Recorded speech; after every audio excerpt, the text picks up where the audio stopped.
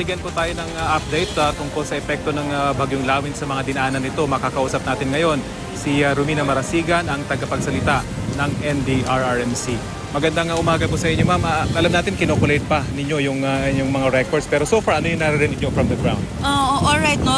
Tuloy naman yung pagkalap ng mga updates natin galing sa ating local and regional councils. Initially, talagang mukhang marami talaga tayong makikita na nasira na istruktura.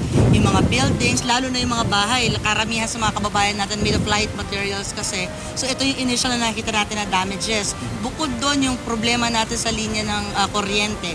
Maramit nakita natin na nabuwal na mga malalaking punong kahoy, mga poste ng kuryente, at of course on communication. Yeah. No? Marami sa ating mga cellular sites natin talagang down sa kasalukuyan.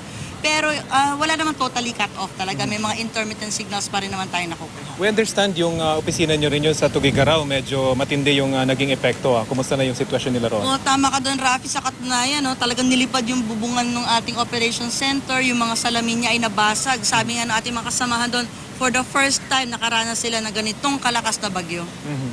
At sa mga casualties, meron na po bang nare-report sa inyo?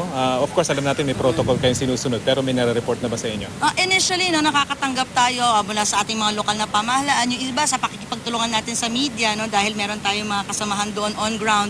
Pero ito ay hinihintay pa natin ng official, no, na report na ibibigay sa atin ng ating DILG. Pero meron namang nasasabi sa inyo at ano yung mga cost doon ito? Meron na naibigay sa atin initially. Meron na sabi na meron yung atake sa puso, meron sinabi na nagkasakit yata siya, nung gano'n ano.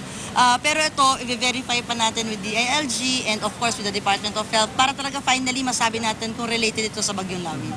May mga areas po ba na hindi madaanan sa mga oras na ito? Yung currently, no, meron tayo na napabalita na road sections dito sa Daang Maharlika. Ito yung from Region 3 papunta ng Tuguegarao. Pero ongoing yung clearing operations natin dyan. Meron ilang areas din dito sa Ilagan-Bigaw Bridge. Ito naman yung papunta rin to ng road sa papunta ng Tuguegarao ito. Hindi rin ito currently madaanan. Pero yung tuloy-tuloy naman yung ating pakikipag-coordinate. May mga road sections, no, tayo.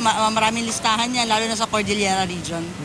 May mga LGUs na ba na tumawag sa inyo para humingi ng tulong, rescue man or mga relief goods na kailangan nila?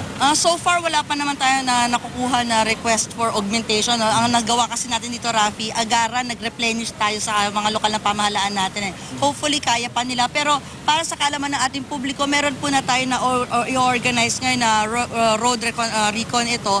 Pangungunahan ito ng ating Social Welfare and Development, pati na rin po ng ating Armed Forces of the Philippines para talagang first hand makaroon na po tayo ng assessment kung kamusta ang ating mga kababayan doon. Nabanggit nyo, wala namang totally cut off na lugar.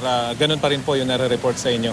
May mga contacts, although intermittent, sa mga isolated areas. So far, yun naman na napabalita natin sa ating mga lokal na pamahalan kasi yung iba ang ginagawa natin. Although hindi direkta dito sa NDRMC tumatawag, nakaka-contact po sila dun sa kalapit po na bayan, kalapit po na probinsya na binibigay naman po sa atin ng impormasyon.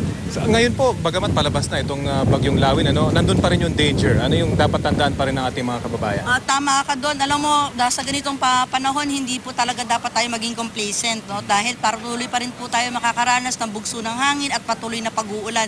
Kaya patuloy pa rin po tayo magbatsyag, maging alerto pa rin po tayo para siguraduhin po ang ating kaligtasan. Okay, maraming salamat po sa inyo. Yan po si Romina Marasigan, ang tagapagsalita ng NDRMC.